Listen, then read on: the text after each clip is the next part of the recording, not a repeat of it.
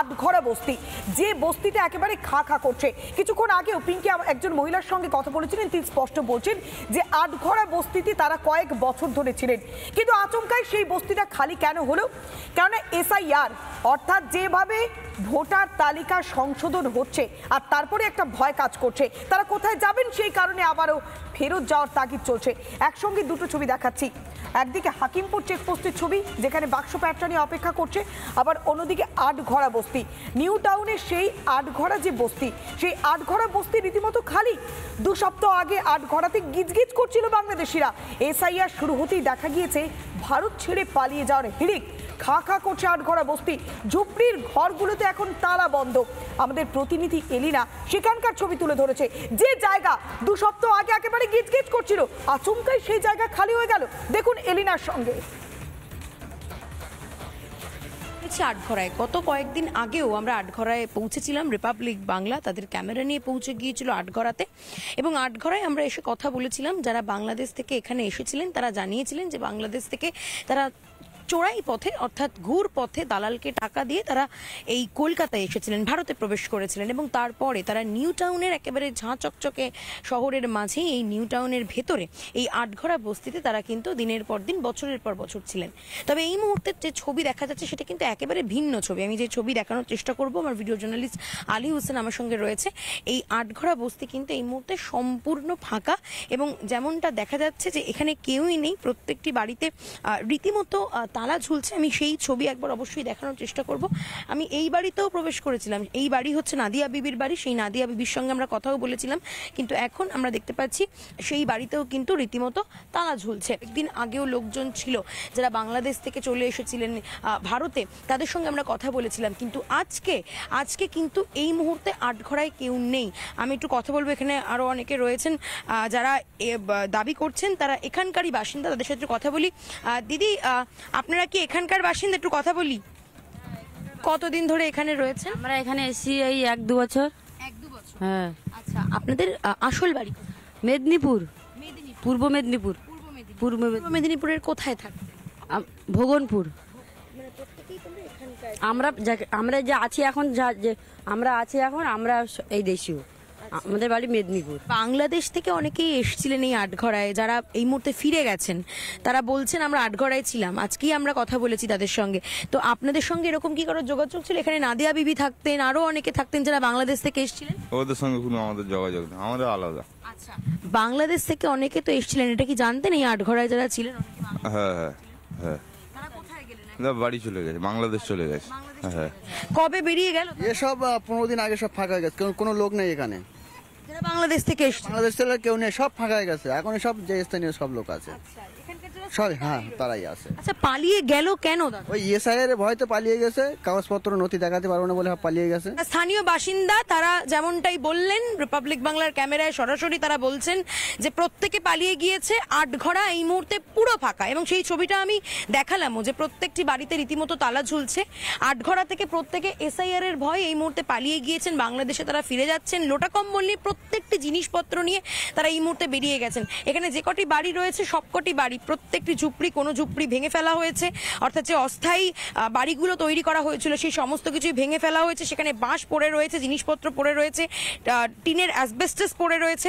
অর্থাৎ বোঝাই যাচ্ছে যে এখানে যে সমস্ত অস্থায়ী ঝুপড়ি ছিল, অস্থায়ী বাড়ি তৈরি করা হয়েছিল থাকার জন্য অনুপ্রবেশকারীদের জন্য, তারা কিন্তু প্রত্যেকেই এখন সমস্ত জিনিস নিয়ে বাংলাদেশে ফিরে গিয়েছেন। এবং এই মুহূর্তে তারা হাকিমপুর চেকপোস্টে রয়েছেন, সেখান থেকে তারা বাংলাদেশে প্রবেশ করবেন।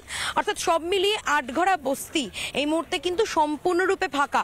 এসআইআর এর ভয়, যেমনটা স্থানীয় বাসিন্দাদের সঙ্গে আমরা কথা বলে জানলাম, তারা বলছেন যেমনটাই যে এসআইআর এর ভয়ে কিন্তু প্রত্যেকে রীতিমতো সবকিছু জিনিসপত্র নিয়ে তারা আবারও বাংলাদেশে ফিরে যাচ্ছেন। ক্যামেরায় আলী হোসেনের সঙ্গে লীনা ভট্টাচার্যের রিপোর্ট, রিপাবলিক বাংলা, আটঘরা।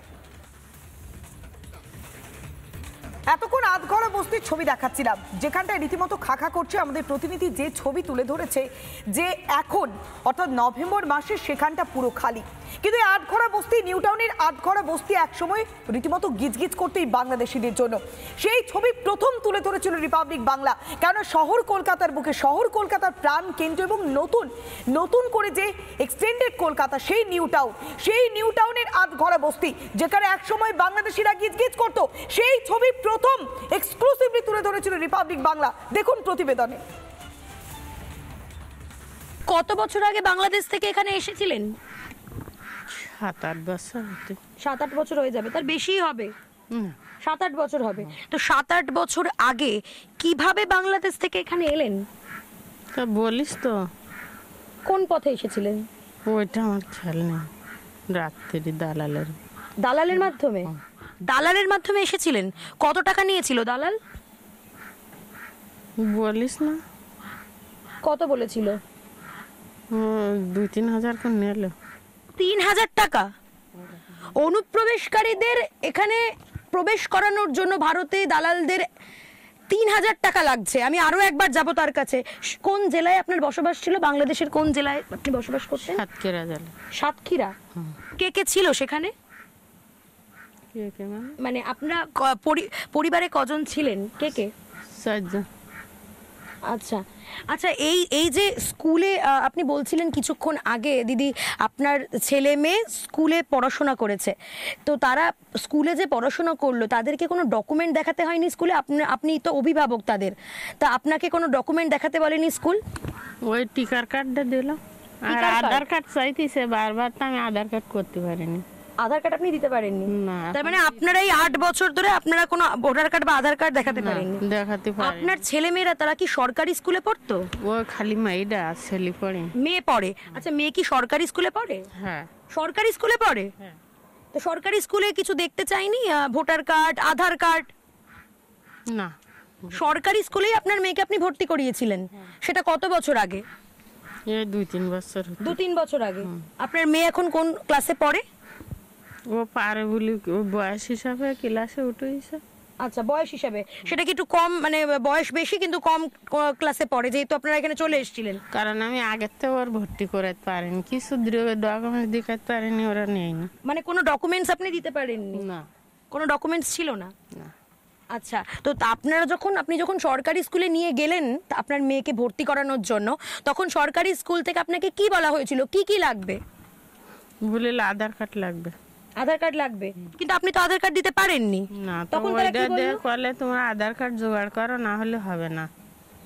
তো সেইভাবে আছে, মাঝে মাঝে যায় মাঝে যায় না, এরকম। নানা ধরনের কন্টেন্ট দেখার জন্য লাইক করুন, শেয়ার করুন আমাদের ফেসবুক পেজ, সাবস্ক্রাইব করুন আমাদের ইউটিউব চ্যানেল।